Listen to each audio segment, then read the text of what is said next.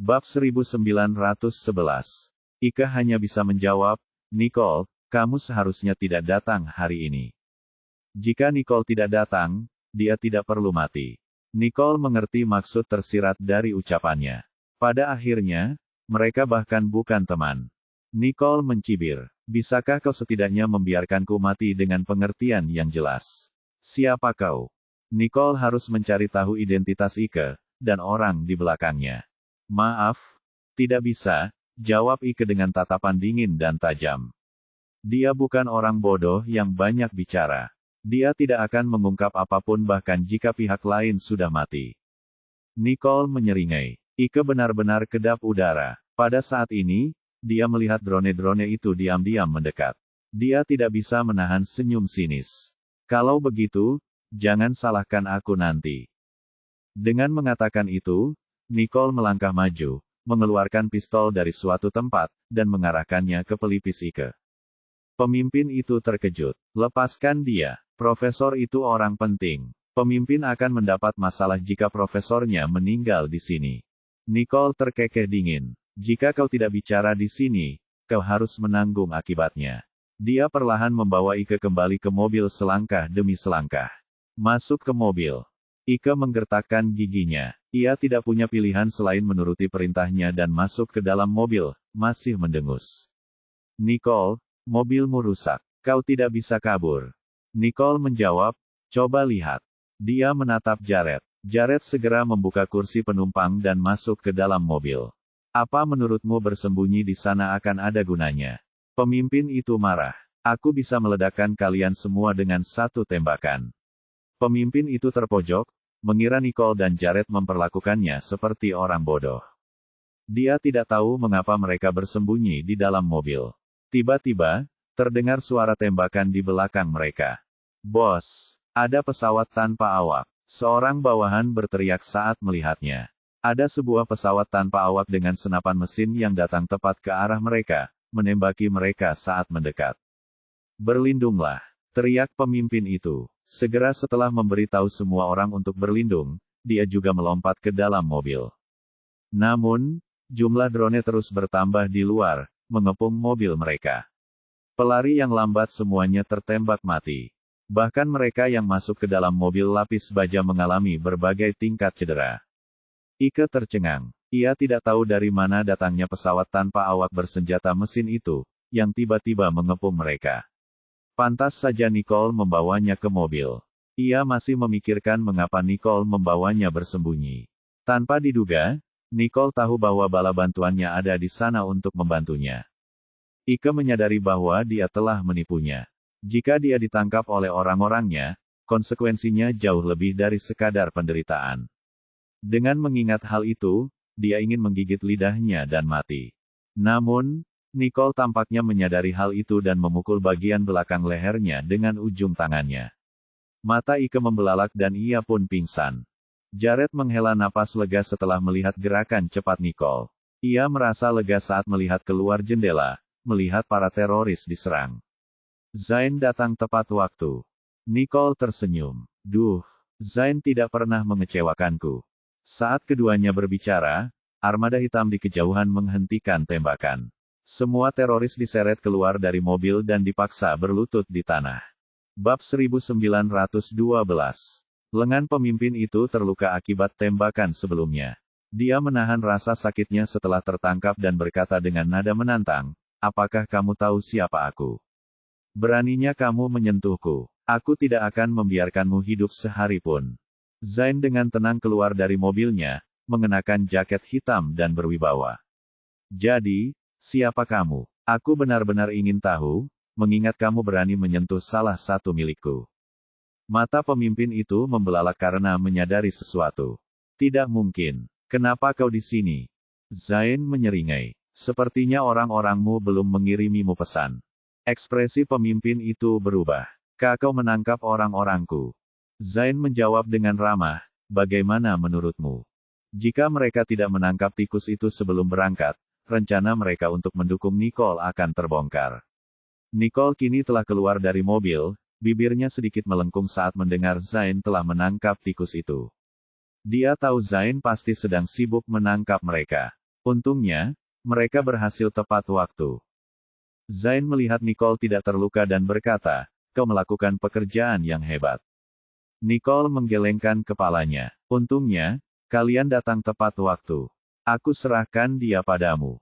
Nicole memberi isyarat kepada Zain untuk melihat Ike di dalam mobil. Zain mengangguk, dia tidak mengenali orang itu, tetapi dia akan mencari tahu lebih banyak saat dia menyelidikinya nanti. "Bawa mereka pergi," perintah Zain. Bawahannya mendekat dan menangkap semua orang, termasuk pemimpin dan Ike. Pemimpin itu menatap Zain dengan penuh kebencian. "Lihat saja nanti. Apa kau pikir ini sudah berakhir? Tidak mungkin. Orang itu pasti akan membalaskan dendamku." Ekspresi Zain menjadi gelap. Nicole menatap pemimpin itu. Apakah orang itu laki-laki yang memakai topeng hitam? Ekspresi pemimpin itu sedikit berubah setelah mendengar kata-kata Nicole. Namun, dia menolak untuk mengatakan apapun dan meninggalkan komentar samar. "Kau akan segera mengetahuinya." Pemimpin dan yang lainnya dibawa pergi. Nicole merasa gelisah saat melihat ekspresi pemimpin itu. Zain bertanya, "Ada apa?" Nicole berbicara perlahan. "Menurutku mungkin pria berpakaian hitam itu bukanlah dalang di balik semua ini." Walau ekspresi pemimpin itu tampak terkejut dan sedikit khawatir, tidak ada sedikit pun tanda-tanda kepanikan di wajahnya.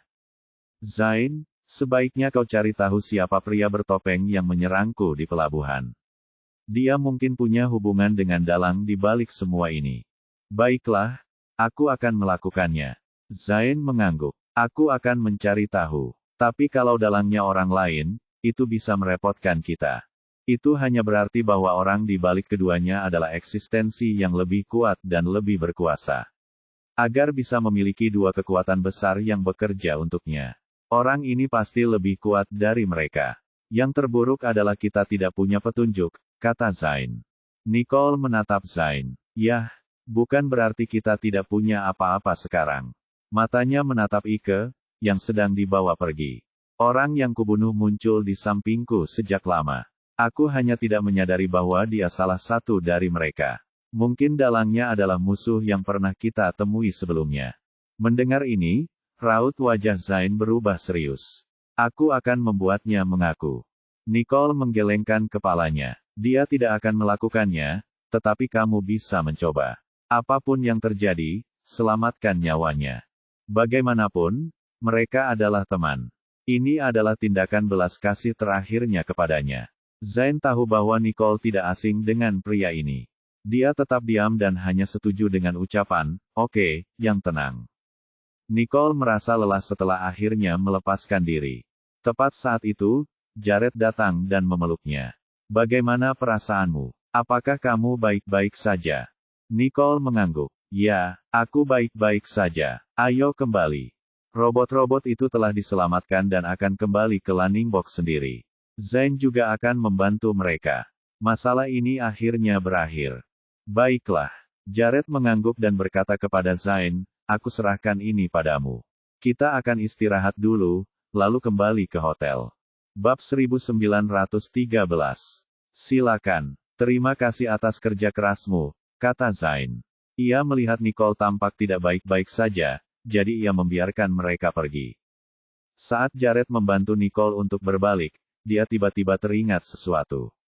"Zain, kalau kamu punya waktu, kita bicara nanti malam saja. Nicole sedang hamil, dan ada beberapa hal yang harus dijelaskan Jared kepada Zain."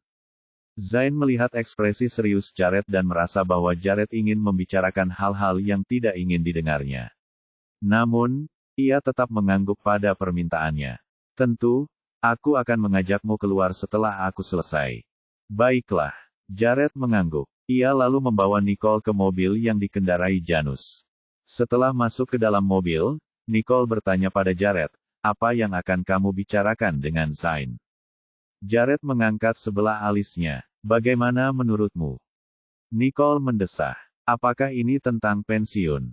Jared pernah membicarakan hal ini sebelumnya, tetapi Nicole berencana untuk memberitahu Zain setelah misi selesai. Namun, sekarang dia hamil sebelum misi selesai, dia tahu mereka perlu membicarakannya dengan Zain. Jared menjawab, "Tentu saja.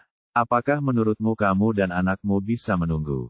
Jared tidak akan pernah mengizinkan istrinya membawa anaknya dalam misi menangkap penjahat.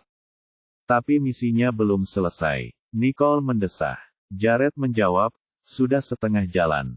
Ditambah lagi, aku akan membantu Zain. Satu-satunya keinginan Jared adalah agar Nicole beristirahat.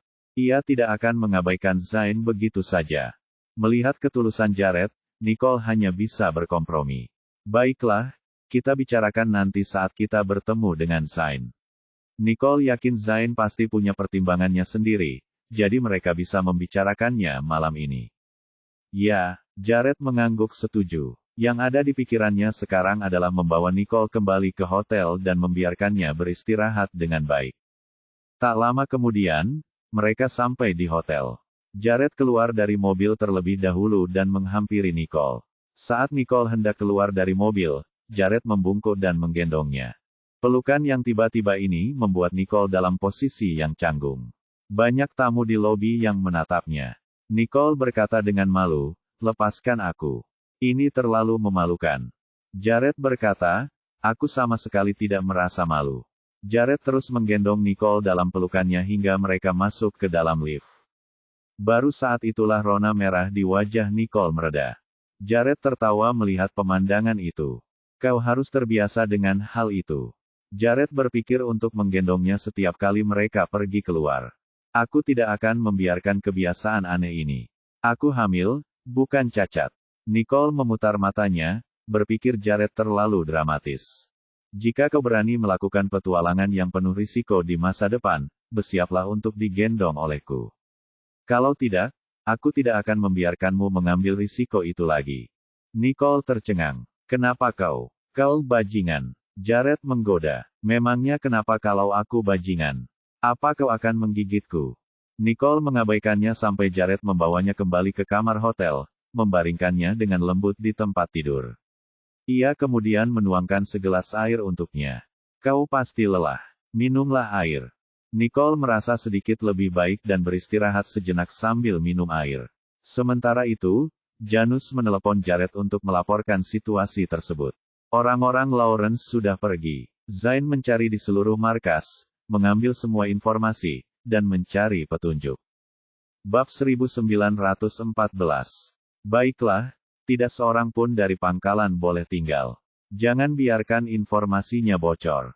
Ya, Tuan. Janus mengangguk dan menutup telepon. Sementara itu, Nicole sedang melihat layar komputer. Robot-robot itu telah dipandu oleh orang-orang Zain ke kabin kapal, dalam perjalanan kembali ke Lanningbok.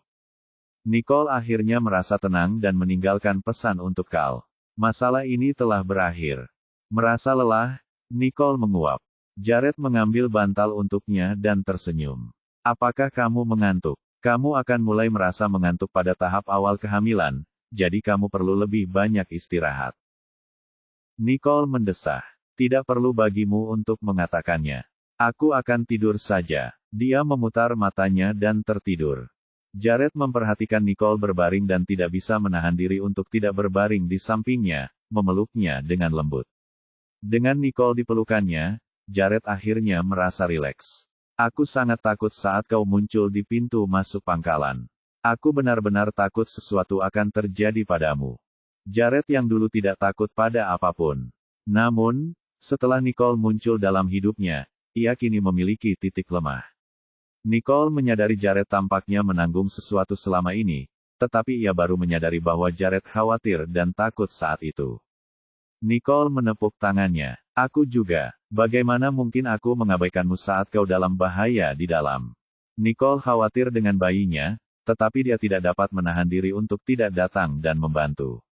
Bagaimana mungkin aku membiarkan suamiku melakukan sesuatu yang sangat berisiko demi aku?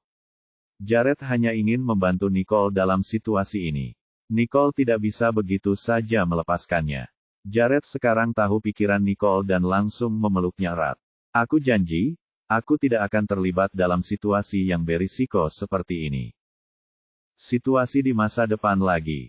Namun Anda harus melakukan hal yang sama. Bisakah Anda?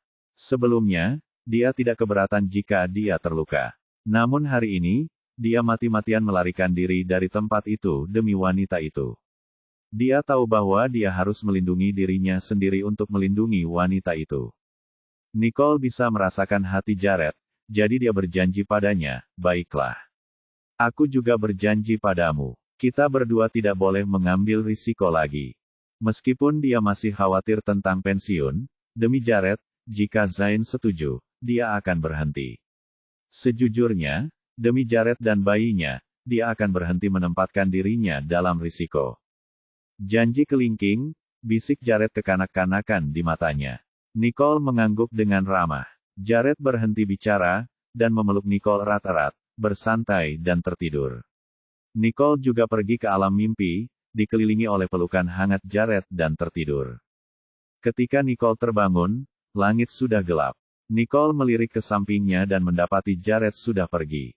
Dia ragu-ragu, tetapi tidak terlalu memikirkannya dan berpikir Jared pasti punya sesuatu untuk dilakukan. Dia bangkit dan berjalan keluar dari ruang tamu. Perut Nicole keroncongan, jadi dia ingin memesan makan malam. Namun, dia tiba-tiba melihat sebuah catatan di atas meja. Saya pergi menemui Zain di restoran lantai pertama, Presidential Suite. Nicole merenung sejenak, tahu Jared tidak akan keberatan dengan kehadirannya. Ia juga ingin tahu apa yang dipikirkan Zain, jadi ia turun begitu saja. Di dalam Presidential Suite restoran lantai pertama, Jared dan Zain sedang menyeruput anggur dan menikmati pemandangan. Bab 1915. Zain menunjukkan rasa hormatnya kepada Jared. Terima kasih. Tanpa bantuanmu kali ini aku tidak akan bisa menyelesaikan tugasku semudah ini, dan aku juga tidak akan bisa menangkap agen ganda yang melakukan ini. Jared tersenyum. Asalkan kita bisa menemukan siapa agen ganda itu. Zain berharap Interpol punya hati nurani dan tidak mengancam Nicole. Ia menyadari Jared ingin mengatakan sesuatu. Tuan Johnston, saya tidak yakin mengapa Anda mengundang saya ke sini. Apakah ada hal penting yang ingin Anda sampaikan kepada saya? Zain melanjutkan. Jared memperhatikan pertanyaan Zain dan tahu bahwa ia tidak punya banyak waktu lagi. Karena itu, ia langsung ke pokok permasalahan. Nicole dan aku sudah mendaftarkan pernikahan kami. Kami akan segera menyelenggarakan resepsi pernikahan, dan kami ingin mengundang Anda untuk hadir. Senyum mengembang di wajah Zain. Secepat itu, Zain sangat menyadari kisah cinta Nicole dan Jared, tetapi ia tidak menyangka bahwa pernikahan mereka akan terjadi secepat itu. Selain itu, Nicole tidak berkomentar sedikit pun tentang hal itu. Ini terjadi cukup cepat sejak. Jared merenung sejenak sebelum melanjutkan, Nicole sudah hamil. Meskipun Nicole belum melakukan pemeriksaan antenatal lagi di Sanjoto, peluang untuk hamil lebih dari 90%. Saat itu, Zain tercengang. Ia tidak pernah menyangka Nicole akan hamil. Dia hamil. Ya, kata Jared, tidak menyembunyikan informasi apapun dari Zain. Itulah sebabnya kami tidak bisa menunda pernikahan lebih lama lagi. Kami harap kamu mengerti.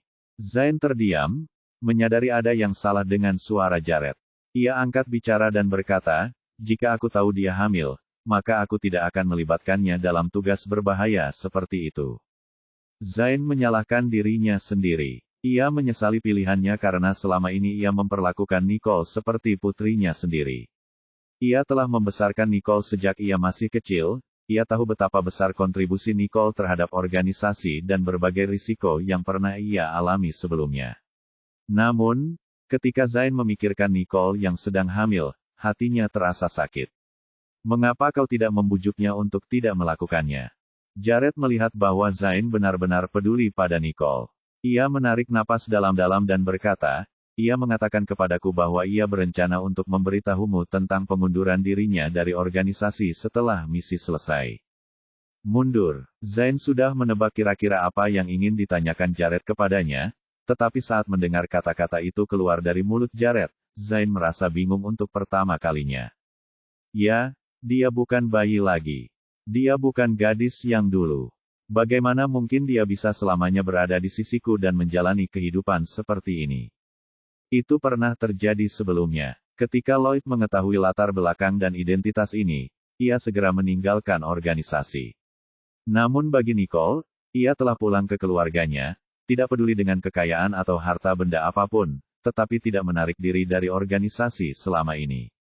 Pasti sangat sulit baginya untuk mengambil keputusan ini.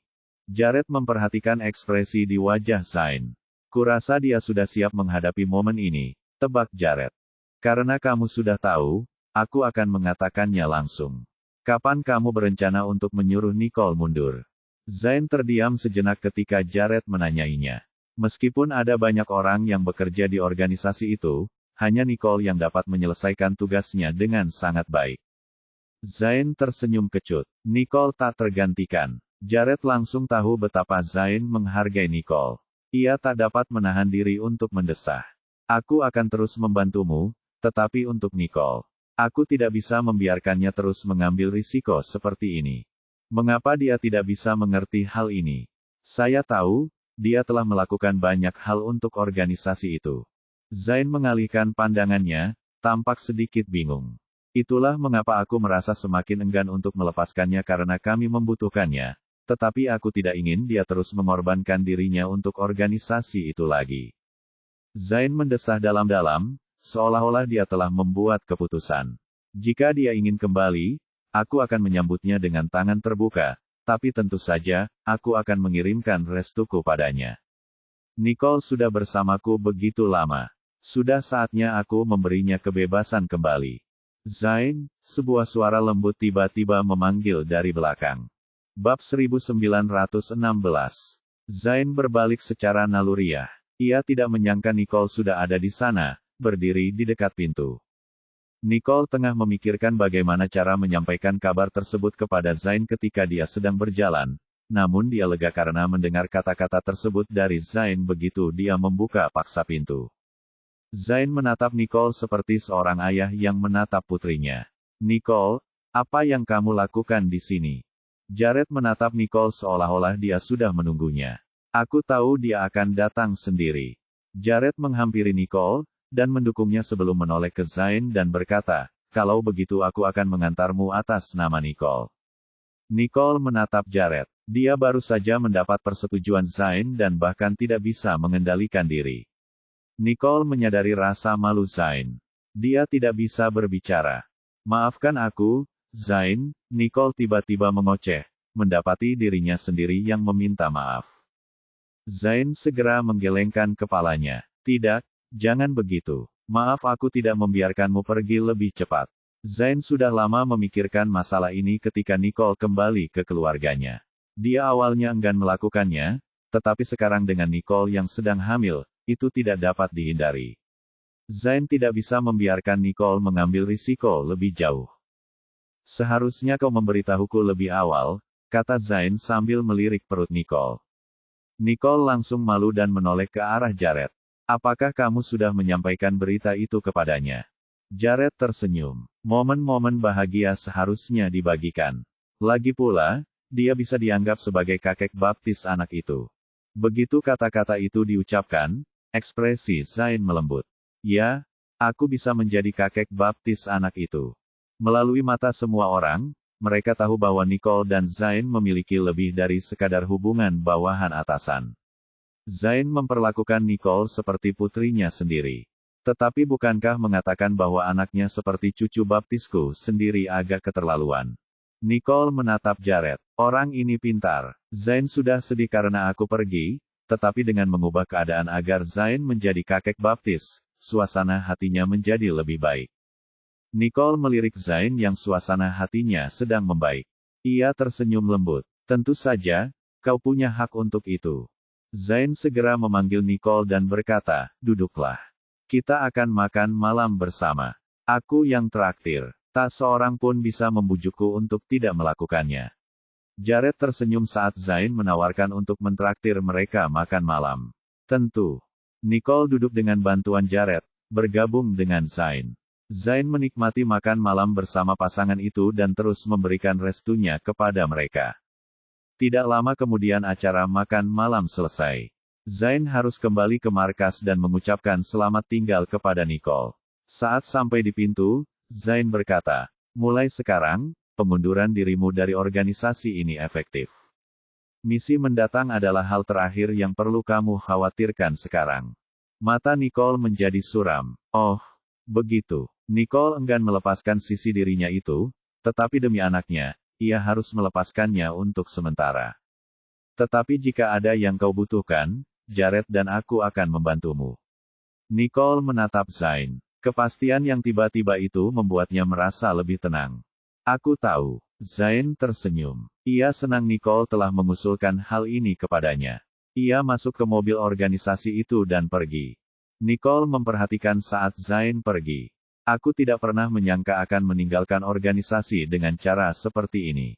Jared menyadari wajah Nicole yang menyedihkan, dan memeluknya. Jangan khawatir, aku bisa membantu Zain dengan misinya sekarang. Nicole mengangguk. Aku mengerti. Hanya saja, aku tidak pernah menyangka akan meninggalkan Zain dan organisasi secepat ini. Aku merasa ini semua salahku. Nicole dulu bermimpi untuk mengikuti jejak Zain. Bahkan kepulangannya ke keluarga Riddle tidak membuatnya berpikir untuk menyerah. Namun mengingat keadaannya, Nicole tidak punya pilihan selain meninggalkan Zain dan organisasi yang sangat disayanginya. Perasaan seperti ini seperti aku meninggalkan Zain untuk berjuang sendirian dalam pertempuran ini. Nicole merasa tidak nyaman saat memikirkannya. Bab 1917. Jared menyadari keengganan Nicole untuk melepaskannya. Ia tidak langsung membawanya kembali ke hotel. Ayo jalan-jalan. Aku akan memimpin jalan. Nicole mengangguk, sambil membiarkan Jared memimpin. Kehidupan malam di Ramania ramai. Namun, tidak ada yang meringankan suasana hati Nicole. Pasangan itu berjalan sampai mereka mencapai air mancur di mana mereka menyaksikan lampu air mancur berubah warna dan air menyembur ke langit, beberapa tertiup angin, sebelum jatuh. Pemandangan di hadapan mereka menenangkan. Fokus Nicole sedikit bergeser. Tidak ada yang bisa dipisahkan selamanya. Bahkan, Zain sudah dipersiapkan untuk ini sejak lama. Dia memiliki kemampuan untuk menerima semua perubahan ini, kata Jared. Nicole mengangguk. Aku tahu. Hanya saja ketika dia pergi dengan mobilnya tadi, aku melihat sedikit rambutnya yang mulai memutih. Selama ini, Zain adalah petarung yang tidak pernah kalah dari pesaing muda yang menantangnya. Tapi kapan dia menjadi tua? Organisasi ini benar-benar membutuhkan orang. Jika kita semua akhirnya pergi, maka Zain akan benar-benar sendirian. Jared mengangkat alisnya. Bukankah kau bersamanya? Nicole menggelengkan kepalanya. Keluarga Turman menginginkan Kal kembali. Dia menunda-nunda hal itu. Dia tidak ingin mewarisi bisnis keluarganya. Tidak disangka bahwa Nicole telah meninggalkan organisasi sebelum Kal. Jared mendesah. Karena kau begitu enggan berpisah dengan Zain, aku akan melakukan bagianku dan membujuknya untuk pensiun lebih awal. Begitu kata-kata itu keluar, Nicole tak kuasa menahan diri untuk menatap Jared dengan tatapan kosong. Apakah otak orang ini sudah rusak? Bagaimana mungkin dia bisa memikirkan hal-hal seperti ini? Namun, membicarakan hal ini anehnya telah memperbaiki suasana hati Nicole. Dia mengangguk tanpa sadar. Saya sarankan kamu mempertimbangkannya nanti. Jared tersenyum. Baiklah. Suasana hati mereka membaik secara signifikan saat Jared memegang tangan Nicole saat mereka berjalan kembali ke hotel. Perjalanan ke Ramania ini secara resmi berakhir. Keesokan harinya, mereka berdua bersiap untuk kembali ke San Joto dengan pesawat pribadi. Di sisi lain, Jared agak kecewa karena bulan madunya dipersingkat. Bulan madu kami berubah menjadi misi eksekusi, pikir Jared. Kau yakin ingin pulang seperti ini? Jared menatap Nicole dengan ekspresi tidak puas di wajahnya. Tentu saja, jawab Nicole sambil memakan buahnya sambil memandang keluar jendela dengan puas. Apakah kamu terburu-buru untuk kembali ke sekolah? Jared tampak semakin tidak puas. Ekspresi wajahnya masam. Hanya untuk persiapan pernikahan saja, iya. Kata Nicole dengan putus asa. Sebelumnya aku tidak punya waktu untuk memikirkan hal-hal ini. Karena Jared telah menyatakan bahwa aku harus keluar dari organisasi, maka tentu saja aku punya lebih dari cukup waktu untuk berpartisipasi dalam persiapan pernikahan ini. Menurutmu, Jared tidak percaya. Tentu saja, sebelumnya aku menyerahkan pekerjaan itu kepada ibu dan saudara-saudaraku, tetapi sekarang karena aku punya waktu luang, aku ingin memilih hotel dan gaun pengantinku sendiri. Ini wajar, kan? Jared tersenyum saat mendengar Nicole ingin mengambil keputusannya sendiri. Akhirnya kau mulai peduli dengan pernikahan kita. Sebelumnya, Nicole selalu menolak inisiatif apapun, tetapi sekarang melihatnya mengambil inisiatif. Jared tersenyum saat memikirkannya. Kupikir kau tak begitu peduli tentang hal itu, tapi untungnya aku sudah menyiapkan gaun pengantinmu. Bab 1918. Nicole mengangkat sebelah alisnya. Bahkan jika aku tidak peduli, kau akan menyiapkannya juga. Jared merenung sejenak. Aku tidak bisa menahan diri, kau tahu. Dari gaun pertunangan hingga gaun resepsi, Jared telah mengkhawatirkannya. Siapa yang tahu istriku tidak peduli dengan hal-hal seperti ini? Nicole mengangkat alisnya tak berdaya, dan mengibaskan rambutnya. Itu karena kecantikan alamiku membuatku terlihat bagus dalam apapun yang kukenakan. Jadi, mengapa aku harus repot-repot, kan? Sungguh tak terduga Nicole mengucapkan kata-kata egois seperti itu. Jared menahan tawanya. Aku benar-benar tidak menyangka istriku tercinta begitu percaya diri dengan penampilannya. Nicole mendengar sarkasme Jared dan mulai berpikir. Tentu saja, ada banyak hal yang membuatku bangga. Jared tersenyum. Karena kamu sedang mempersiapkan pernikahan, aku tidak akan marah padamu, tetapi kamu harus menjaga tubuhmu. Baiklah, jangan khawatir, Nicole setuju. Namun, pada saat itu, suara panik Janus tiba-tiba memenuhi kabin. Tuan Johnston, ada pesawat lain yang mendekati kita. Jared mengerutkan kening. Dari arah mana datangnya? Tidak ada negara yang mau main-main dengan mereka. Bahkan jika mereka mendekat, mereka akan terdeteksi radar. Saya tidak yakin. Itu helikopter hitam biasa, kata Janus. Mendengar itu, Nicole langsung teringat helikopter hitam di pelabuhan Lanningbok. Ekspresi Nicole langsung berubah, mengetahui bahwa hanya ada satu kemungkinan. Mungkin mereka datang untuk membalaskan dendam pemimpin mereka. Jika memang begitu, maka mustahil bagi mereka untuk tidak membawa bala bantuan. Jared, berapa banyak orang yang kau miliki bersama kami? Suruh mereka datang ke sini untuk membantu kami. Jared mengerutkan kening. Kita sudah meninggalkan perbatasan Ramania. Bahkan jika mereka terbang ke sini, itu sama sekali tidak mungkin. Nicole menggertakkan giginya. Dia tahu kebenarannya, tetapi dia tahu dia harus bertindak. Biarkan Janus mengubah arah dan kembali ke Ramania. Setidaknya kita bisa aman di Ramania di bawah perlindungan Zain. Mereka seharusnya bisa membantu kita. Jared membaca ekspresi Nicole dan langsung tahu ada yang tidak beres. Ia tidak berbicara, tetapi malah memberi instruksi kepada Janus. Janus, berbaliklah dan segera kembali ke Ramania. Ya, Tuan. Tak lama kemudian, jet pribadi mereka berubah arah. Nicole dan Jared dapat melihat semua titik hitam helikopter di belakang mereka. Jumlah helikopter di langit sungguh luar biasa. Jared langsung mengerutkan kening. Mengapa ada begitu banyak pesawat? Sepertinya tebakanku benar. Pria bertopeng itu adalah bagian dari kelompok teroris yang baru saja kita singkirkan.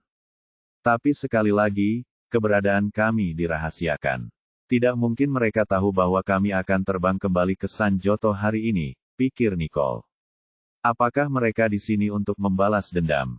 Nicole menatap Jared. Bukan hanya itu, tapi juga ini. Nicole mengetuk jam tangannya dan Fire Crash pun muncul. Mereka gagal mendapatkannya dari saya sebelumnya, dan sejak saat itu, mereka tidak pernah membuat kemajuan apapun. Saya khawatir mereka telah menunggu kesempatan. Situasi di mana Jared dan aku sama sekali tidak berdaya adalah menguntungkan bagi mereka, pikir Nicole. Sambil berbicara, dia mengeluarkan ponselnya dan menekan tombol darurat untuk mengirimkan koordinat mereka. Nicole menarik napas dalam-dalam sebelum berbicara dengan tenang. Kita sudah terbang sekitar 1 jam sekarang. Jika kita bisa kembali dalam 20 menit, Zain pasti bisa menjemput kita. Kalau tidak, kita akan berada dalam bahaya. Jared mengulurkan tangannya untuk memegang tangan Nicole. Kita akan kembali tepat waktu. Pada saat ini, mata Jared menjadi penuh tekad. Bab 1919. Apapun yang terjadi, aku akan berusaha sekuat tenaga untuk melindungi Nicole. Pada saat ini, helikopter hitam itu melihat sekilas pesawat mereka berputar balik. Mereka tidak membuang waktu, mengejar mereka. Pria bertopeng yang hanya punya satu telinga itu, wajahnya dipenuhi kebencian. Beraninya kau mencoba kabur, Nicole, aku akan membunuhmu hari ini. Demi telingaku, dan nyawa saudaraku. Aku akan membalas dendam padanya. Janus menyadari helikopter hitam itu melaju lebih cepat. Ia menambah kecepatannya, mengesampingkan pengaman di kabin yang menyebabkan sedikit turbulensi akibat aliran udara. Nicole merasa sedikit mual. Kehamilan benar-benar membuatku sangat rapuh sehingga aku bahkan tidak bisa melewati turbulensi kecil tanpa merasa mual. Jared menyadari kulit Nicole tidak terlihat begitu baik dan menghampirinya. Ada apa? Mual. Nicole menggelengkan kepalanya. Hanya sedikit tidak nyaman. Jared menatap Nicole dengan ekspresi sedih, langsung menyesal telah mengajaknya jalan-jalan. Tidak pernah kusangka Draven akan ada di sini. Orang-orang yang kukirim juga akan datang dengan jet. Kami akan baik-baik saja. Jika kamu merasa tidak enak badan, bersandarlah padaku. Baiklah. Nicole mengangguk dan mencondongkan tubuhnya ke arah Jared. Mereka berhasil melepaskan diri dari ekor Draven. Pria bertopeng itu kesal. Cepat kejar mereka. Aku tidak peduli jika kita harus mengejar mereka sampai akhir. Dekati mereka dan tembak mereka. Pria bertopeng itu sudah tahu segalanya. Selama Nicole meninggal dan Firecrest ada di tangannya, dia akan menyerahkan segalanya. Aku tidak akan membiarkan kesempatan itu berlalu begitu saja, agar dia tidak hidup sehari pun lagi. Tapi Tuan, lautnya terlalu luas. Tidak ada alasan lagi. Bahkan jika kita mati, kita tidak bisa membiarkan mereka lolos. Kita semakin dekat ke garis pantai, yang memberi mereka kesempatan lebih besar untuk melarikan diri. Aku sudah menunggu begitu lama untuk kesempatan ini. Aku tidak bisa membiarkan mereka melarikan diri lagi. Ya, Tuan, semua orang di dalam pesawat hanya bisa setuju. Beberapa mulai melesat maju tanpa mempedulikan kecepatan angin. Guncangan di udara membuat mereka melambat. Helikopter jauh lebih lambat daripada pesawat penumpang. Tuan, kami tidak bisa mengejar mereka. Salah satu helikopter melaporkan. Mereka menuju Ramania. Ubah rute sekarang. Suruh seseorang mencegat mereka. Baik, Tuan. Seketika helikopter mengubah arah dan mencoba mencegat pesawat itu. Pada saat itu, Nicole mengeluarkan laptopnya dan mencoba meretas gelombang elektromagnetik dan sistem penentuan posisi mereka. Nicole tidak butuh waktu lama untuk meretas sistem mereka. Gelombang helikopter yang berputar ke arah garis pantai Ramania ditampilkan di layarnya. Wajah Nicole tampak tertekan. Helikopter mereka dilengkapi dengan banyak senjata. Jika kami ditembak oleh mereka, kami akan kehilangan kendali. Bahkan jika mereka ingin mencegat kami, ini akan sangat berbahaya. Jared menatap layar laptop dan berkata dengan ekspresi dingin, lihat ke atas dan lihat jenis mesin apa yang mereka miliki. Nicole mengangkat alisnya begitu mendengar instruksi Jared. Apa maksudmu? Jared tersenyum. Semua pesawatku dimodifikasi dengan roket. Selama mereka di bawah level C, kami bisa menahannya. Roket level B juga bagus selama mereka tidak merusak mesin, dan roket level A tidak bisa menjatuhkan kami dengan satu tembakan saja. Nicole tidak menyangka Jared akan mengubah langkah-langkah pertahanan di jet mereka. Aku tidak menyangka kau punya rencana cadangan yang begitu mengesankan. Jared tersenyum. Bukan hanya itu. Jet ini memiliki sistem radar pertahanan rudal, tetapi belum disempurnakan sehingga belum dapat digunakan. Nicole terkejut saat mendengar ini. Ada radar pertahanan rudal. Ya, tapi biayanya cukup tinggi, kata Jared tak berdaya. Karena teknologinya belum disempurnakan. Nicole tersenyum lebar. Berikan kuncinya padaku, aku akan melihatnya.